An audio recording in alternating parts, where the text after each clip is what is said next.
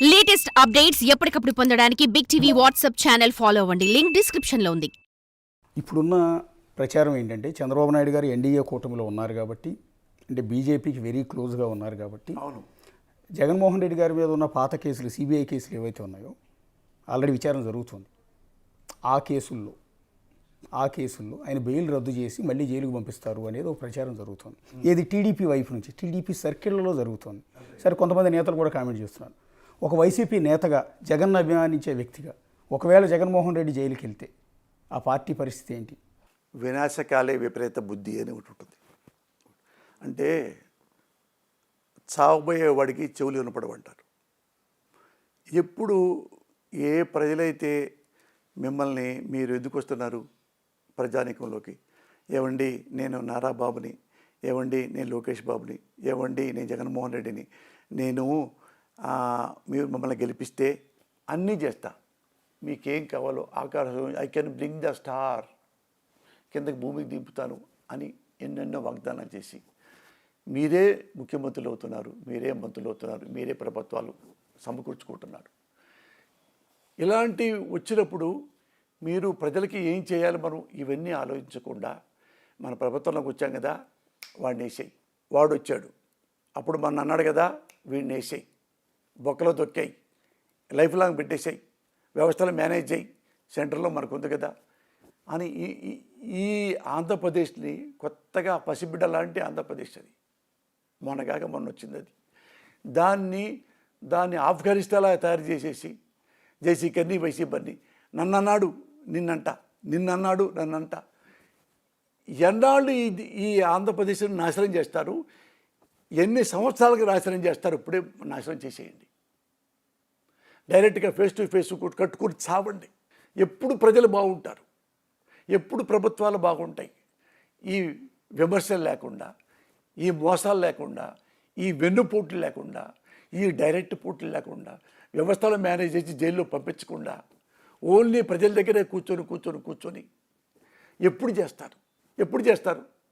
నిన్ను ఏదో అన్నాడని, 23 ఎమ్మెల్యేలు ఈయన కొన్నాడని, ఈయన అన్నాడని, అతను నేను కొత్తగా వైసీపీ పార్టీ పెట్టుకొస్తే నేను ఇది అవినీతి చేశారని చెప్పి అన్యాయంగా నన్ను బొక్కలో పెట్టాడని, ఇది ఇద్దరు ఇట్లా చేసుకుంటూ ఉంటే ఇంకా నాలాంటోడు మోగపోతాడు.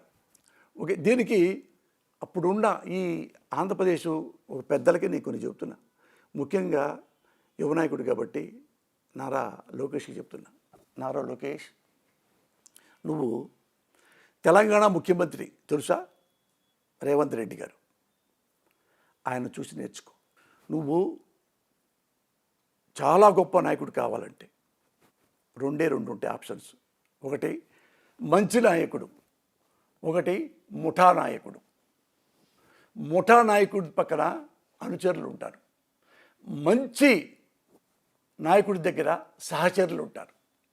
అనుచరులు అంటే డబ్బులు తీసుకొని మీరు కొట్టబడ్డే కొడతారు, ఓ పదవి తీసుకోను, ఇంకోటి తీసుకోను, ఒక బ్రాందీ షాప్ తీసుకోను, ఆడిని జైండర్ అంటే వాడిని కొట్టడమా తిట్టడమా జైల్లో పోయి చేస్తారు అనుచరులు. నువ్వు అధికారంలో లేకుండా పోయానుకో, అనుచరుడు వెళ్ళిపోయి వేరే వాడి అనుచరుడికి వెళ్ళిపోతారు. మంచి నాయకుడు సహచరులు అంటే మన కోసం ప్రాణం ఇస్తాడు. నారా లోకేష్ బాబు ఏం చేస్తే బాగుంటుంది, బాబు అక్కడ వర్క్ చేయాలి, అది కూడా చేస్తే బాగుండు, ఇది కూడా చేస్తే బాగుండు అనేవాడు సహచరులు. నువ్వు నీ దగ్గర సహచరులు ఉన్నారో అనుచరులు ఉన్నారో నువ్వే క్వశ్చన్ చేసుకో, నువ్వే ఆన్సర్ పెట్టుకో. ఆన్సర్ నేను చెప్తా. ఒక ఆన్సరు, తెలంగాణ ముఖ్యమంత్రి రేవంత్ రెడ్డి, ఆయన పక్కనున్న వాళ్ళు సహచరులు, అనుచరులు కాదు. ఆయన అనుచరులు పెట్టుకొని ఉంటే ఈ పాటికి ఒక 200-300 మంది రాజకీయ నాయకులు జైల్లో ఉండేవాళ్ళు, ప్రజలు ఎరగొట్టేసేవాడు. ఈ పాటికి ఆయన్ని, ది గ్రేట్ ఇప్పుడు ఉన్న రేవంత్ రెడ్డిని ఆయన్ని తిట్టారు, కొట్టేంత పనిచేశారు, ఆయన చేతిలో ఉన్న ఆ గన్ను కూడా లాగేసుకున్నారు, ఆయన జైల్లో పెట్టారు, ఆయన మన పార్టీలో ఉండడానికి వీలేదన్నారు. కాంగ్రెస్ వాళ్ళు కూడా పెద్ద లీడర్లు ఈయన మన థ్రెట్ అవుతాడేమీ వద్దన్నారు. ఎగరెస్ట్ ఆల్ యాడ్స్, ఇట్లాంటి క్లిష్ట పరిస్థితుల్లో ఆయన అధ్యక్షుడయ్యాడు. ఎంత ఉంటాడు, భూమికి పెద్దడు, వామనుడిలాగా. తెలుసు కదా వామనుడికి ఎంత పవర్ ఉంటుందో, దైవశక్తి. ఆయన శక్తి ఏముందో ఆ ఉన్న 5 అడుగుల మనిషి 5,000 అడుగులు ఎతికాడు. దేనికి ఎతికాడు? Because of dedication. నేను ముఖ్యమంత్రి అవ్వాలి, నా కొన్ని ఎయిమ్స్ ఉన్నాయి, కొన్ని ఆశయాలు ఉన్నాయి, కొన్ని ఆశలు ఉన్నాయి అని అయ్యాడు.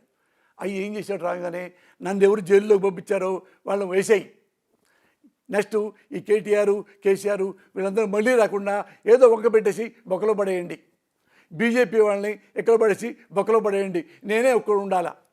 అల్లా ఈ షార్ట్ టైంలో ఏమి మంచి చేయదలుచుకున్నాడో ఎవరిని పట్టించుకోకుండా నవ్వుతూ రాజకీయాలు చేసే రాజకీయవేత్తని చాలా తక్కువలో ఈయన చూశా.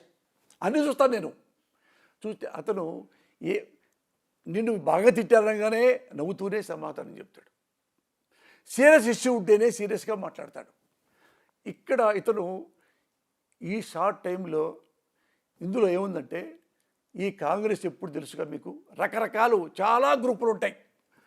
ఆ గ్రూపులు ఎప్పుడు ఎవరు ఈయన మీద ఫిర్యాదులు చేస్తారో ఢిల్లీకి అనే కాకుండా వాళ్ళందరినీ నువ్వేంటి అని అందరినీ కలుపుకొని వన్ మ్యాన్ షో లాగా, వన్ మ్యాన్ ఆర్మీ లాగా వాళ్ళందరినీ తన బిడ్డల్లాగా, తన తండ్రుల్లాగా, అన్నలాగా కలుపుకొని వన్ మ్యాన్ ఆర్మీ లాగా ఉండి ఇప్పుడు ఎక్కడున్నాడు తెలుసా? నారా లోకేష్ ఎక్కడున్నాడు తెలుసా?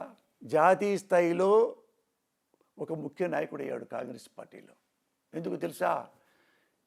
ఇతను వాల్యూ, ఇతని యాంబిషన్, ఇతని పవర్, ఇతని తెలివితేటలు తెలిసే సోనియా గాంధీ గారు రేవంత్ జీ మహారాష్ట్ర వెళ్ళు, మహారాష్ట్రలో కాంగ్రెస్ లీడర్ లేరా, మాజీ ముఖ్యమంత్రులు లేరా, పెద్ద పెద్దవాళ్ళు చాలామంది ఉన్నారు కదా, దేశముఖులు చాలామంది ఉన్నారు కదా. అలా వస్తే అక్కడికి వచ్చి ఎక్కడ పిచ్చి పెట్టాడంటే తీసుకెళ్ళిపోయి, నేను రిపబ్లిక్ టీవీ చూస్తా, టైమ్స్ కూడా చూస్తుంటా. అది చూస్తే అందులో ముస్లిం సోదరులకు రిజర్వేషన్లు కావాలి, అవసరం, అనివార్యం అని చెప్పి ఎక్కడికి వెళ్ళాడు తెలుసా? భారతదేశ రాజకీయాల్లో ఒక ముఖ్య నాయకులుగా అవతరించబడ్డాడు. ఇప్పుడు ఎక్కడ ఏ ఇంగ్లీషు ఛానల్లో చూడండి అన్నీ రేవంత్ జీ ఇలా అన్నాడు, ముఖ్య అన్నాడు అని. రేవంత్ మీదే రిపబ్లిక్ టీవీలో మన డిబేట్ జరిగింది. 6003 603 టైమ్స్ను అది నావిక కుమారి ఆవిడ కూడా ఇంటో పెట్టింది. Because of Revanth Reddy. ఎందుకు అంత వచ్చాడు? అతనిలో పర్ఫెక్ట్ ఒక నిర్ణయాలు ఉన్నాయి, పర్ఫెక్ట్ ఒక ఆలోచనలు ఉన్నాయి. ఇది ఉంటే ఈ రాజకీయం ఎలా ఉంటుంది అని ఎంత వాడు అంతై. అందుకే నేను వామనుణ్ణి అన్నా. మీ నాన్నగారి శిష్యుడు, పర్లేదు ఒకళ్ళ దగ్గర నేర్చుకోవటం తప్పేం లేదు. నేను కూడా వేరే ఎవరో చెప్తే నేను నేర్చుకుంటా. అన్నీ నాకేం తెలిసినట్టు ఇంత చదువుకున్నా నాకు పెద్ద అన్నీ తెలుసని నేను ఏదో కొయ్యను. నువ్వు ఎవరిని పట్టించుకోకర్లా. నువ్వు ఒక్కసారి ఒక 10 రోజులు రేవంత్ రెడ్డి దగ్గరికి వెళ్ళు. ఆయన దగ్గర సహచరులు ఎందుకున్నారు, నీ దగ్గర అనుచరులు ఎందుకున్నారు నీకు తెలిసిపోయింది. తెలిస్తే ఇప్పుడు నువ్వు అమ్మా నాకు బాధేసింది అశోక్, అది కనపడితే మాత్రం జగన్ పేరు కూడా ఎత్తను, మళ్ళీ చెప్తున్నా. నువ్వు అమ్మతో ఇంత బాధపడ్డావే, మా అమ్మను చేస్తారండి, ఎంత అన్యాయం అండి అన్న నిజంగా ఒక తల్లికి బిడ్డలాగా ఎంత ఆకర్షించావే. మరి నీ ద్వారే, మీ పార్టీ వాళ్ళ ద్వారే ఎంతోమంది అమ్మలక్కలు తిట్టుతున్నావే. నువ్వు వాళ్ళకి బుద్ధి చెప్పాలి. ఒరే మా అమ్మని తిడితేనే నేను ఇప్పటికి ఇక్కడ ఏడుస్తూ ఉన్నాను. సోషల్ మీడియాలో వాళ్ళ అమ్మని, వాడి పెళ్ళాని, వాడి అక్కని, వాడి చెల్లెల్ని, వాడి పిన్నిని, వాళ్ళ అమ్మమ్మని, వాళ్ళ ఆయనమ్మని, ఆడాళ్ళందరూ పట్టుకొని అమ్మలక్కల బూతులు తిడుతున్నారా ఎట్టా? టీడీపీ ద్వారా. అది నువ్వు కనుక అది ఖండించి వద్దు, నేను ఎట్ట బాధపడ్డానో వాళ్ళ అమ్మలు కూడా బాధపడద్దు, వాళ్ళు రియలైజ్ అవ్వాలి. అది చేస్తే అప్పుడు నువ్వు మంచి నాయకుడు అవుతావు. ఎప్పుడు నువ్వు రాజకీయాల్లో పెద్దగా ఎదగాలనుకున్నావు, ఎప్పుడు ద్వేషాలతో నువ్వు ఎదగలేవు, జడ్గాటిగిరితో నువ్వు ఎదగలేవు. నువ్వొక్కడవే ఐఎమ్ ద పర్సన్ అని నడుచుకుంటూ వెళ్ళినా కానీ నీకు పూలు చల్లాలంటే ఎలా చేయాలి? సింపుల్, ఏం చేయక్కర్లా. ఎక్కడో మొన్న ఎలక్షన్ ముందు క్యాట్ బాల్ కట్టి తగిలిచ్చాడు జగన్మోహన్ రెడ్డి గారికి. మడ్డటం చేయపోయారు, ఇంత తగిలింది.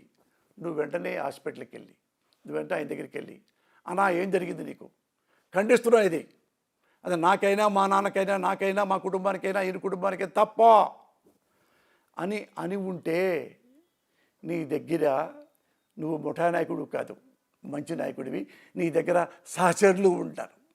నేను రిక్వెస్ట్ చేస్తున్నా, నువ్వు ఎందుకంటే నువ్వు భారత నిర్మాత కాకపోయినా భావిలో నువ్వు తర్వాత భావి జీవితంలో ఈ భవిష్యత్తులో నువ్వు ముఖ్యమంత్రి అయ్యే అవకాశాలు ఉన్నాయి కాబట్టి ఇలాంటి మంచి పనులు నేర్చుకో.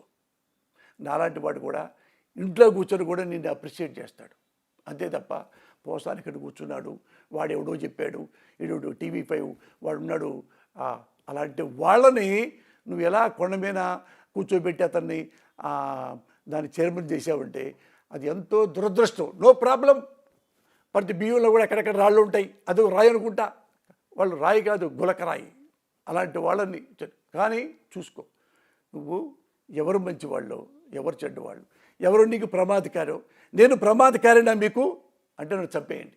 ప్రౌడ్ ఐ కెన్ సే, నేను నీ ప్రమాదకారి కాదు, నీ ఓటమిని కోరుకునేవాడిని, మీ నాన్నగారి ఓటమి కోరుకునేవాడిని అని అయితే నన్ను ఎప్పుడే లేపేసేయండి.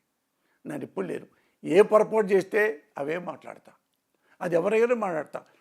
వైసీపీ రాజశేఖర్ని పొగిడాను, రాజశేఖర్ని విమర్శించాను, రామారావు పొగిడాను, రామారావు విమర్శించాను, మీ నాన్నగారిని పొగిడాను, విమర్శించాను. అన్నీ చూసుకోండి మీరు. నేను ఇక్కడ వస్తే ఇక్కడ కూడా విమర్శించాను. ఇది తప్పు, ఇది చేయటం, ఈ మాట అంటూ తప్పు అని నేను. అది నువ్వు క్లియర్గా ఇది చెప్పావు అనుకో, నాకు లైఫ్లో ఆ పార్టీ లేదు, పార్టీ నాయకుడు లేదు. Proudly I can say, sincerely I'm telling you, I'm assuring you. Yes, thank you Posani Krishnamurali garu, చాలా సమయం ఇచ్చారు. ఇది పోసాని కృష్ణమురళి గారు మాట్లాడుకున్నాం రండి అని అడిగితే గంటకు పైగా సమయం ఇచ్చి ఎన్నెన్నో అంశాలు మనతో ప్రస్తావించారు. అందులో వివాదాస్పదమైన అంశాలు, ఆయన మీద వచ్చిన వివాదాలు, వేరే వ్యక్తులు చేస్తున్న తప్పులు, అన్ని అంశాల గురించి కూడా ఈ ఇంటర్వ్యూలో పోసాని కృష్ణమురళి గారు చెప్పారు. సో ఇప్పుడు ఆయన మీద వరుస కేసులు పెడుతూ ఉన్నారు. సో అరెస్ట్ చేస్తారంటూ విపరీతమైన ప్రచారం కూడా జరుగుతున్న నేపథ్యంలో ఇవాళ పోసాని కృష్ణమురళి గారి నుంచి ఆ వివరణ తీసుకునే ప్రయత్నంలో భాగంగా మనం ఇంటర్వ్యూ చేసినప్పుడు నిర్మోహమాటంగా ఉన్నది ఉన్నట్టుగా పోసాని కృష్ణమురళి కుండ బద్దలు కొట్టినట్టు అంటూ ఉంటారు కదా, కుండ బద్దలు కొట్టినట్టుగా సమాధానాలు చెప్పారు. సో దీని మీద ప్రజలందరికీ, పర్టికులర్గా తెలుగుదేశం పార్టీ కార్యకర్తలందరికీ కూడా ఒక క్లారిటీ వచ్చే ఉంటుంది బహుశా ఇంటర్వ్యూ అంతా కూడా చూసిన తర్వాత. ఇది టోటల్గా బిగ్ టీవీ మాట్లాడుకున్నారండి.